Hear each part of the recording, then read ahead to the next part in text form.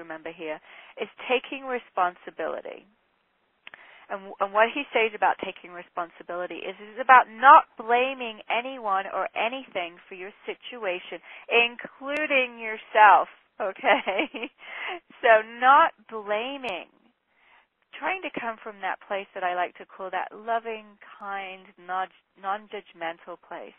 It might be a place that you have in your best moments with a child, and to really take that approach to yourself and to maybe some other people in your life that you struggle to get into that loving, kind, non-judgmental place. Treat it as if you were talking to a child, or treat yourself as if you were a child.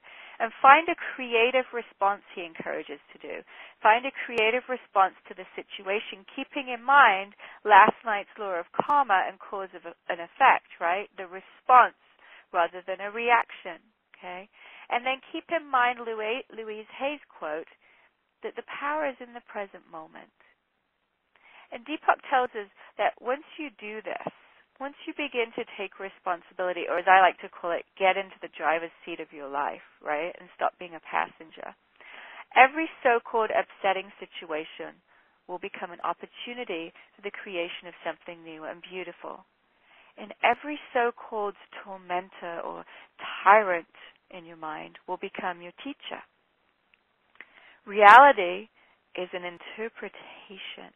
And if you choose to interpret reality in this way, you will have many teachers around you and many, many opportunities to evolve. So that's that shift in perspective again. And the third concept around do less and accomplish more is all about defenselessness. And he recommends that you relinquish the need to convince or persuade others of your point of view. And boy, oh boy, I have to keep reminding myself with that one. And you might find that there are some people that are more triggers for you with some of these than others. Like you might find yourself in certain situations, maybe at work or, with certain people that you're more accepting or that you're more defensive. So kind of check in with what your triggers are as well. That's really helpful. Deepak tells us if you observe people around you, you'll notice that you spend a good 99% of their time defending their points of view. So go ahead and keep that in mind as you're going about your day tomorrow. Really observe people and observe them getting into that defense mode. He also tells us that completely desist from defending your point of view. When you have no point to defend, you do not allow the birth of an argument. If you do this consistently, if you stop fighting and resisting, you will fully experience the present, which is a gift. And it's so true. It takes two to tango. It takes two to have an argument. It takes two people to engage. If somebody, is engaging with you, if you don't engage, then there can be no argument. And what comes to mind, too, for me, is that when you push, all you get is resistance. And having your own business, which, I keep saying having your own business. I hope those of you out there who are career professionals, too, are including yourself in that, because you have your own business, too, and that's a big mindset to be in, okay? But when you have your own business, what that means, one big thing that you have to do, which a lot of people don't like to do, is marketing, okay? What is marketing, anyway? Marketing is telling people what you do again and again and again and again in different ways, but again and again, and as consistent as you can be, going back to that 25 to 28 interactions that it takes for people to really buy from you or refer you or basically trust you. See, so often I run into people or new clients come to me, and they think marketing is all about pushing.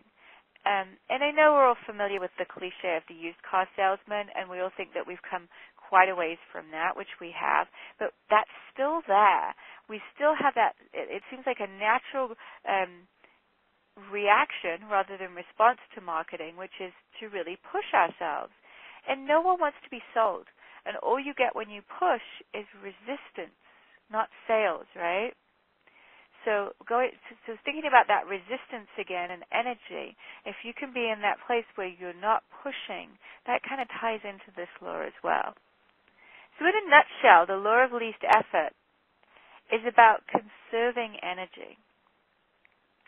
And energy is such a valuable resource.